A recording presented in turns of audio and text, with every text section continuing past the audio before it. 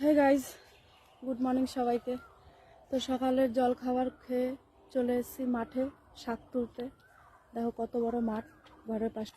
তো এই যে শাকটা তুলে এনেছি, দেখো এই শাকটাকে আমরা ছেঁচি শাক বলি, তোমরা কি বলো অবশ্যই কমেন্ট বক্সে জানিও। যাবো আর একটা শাক তুলতে, আমি আর মা এসেছি।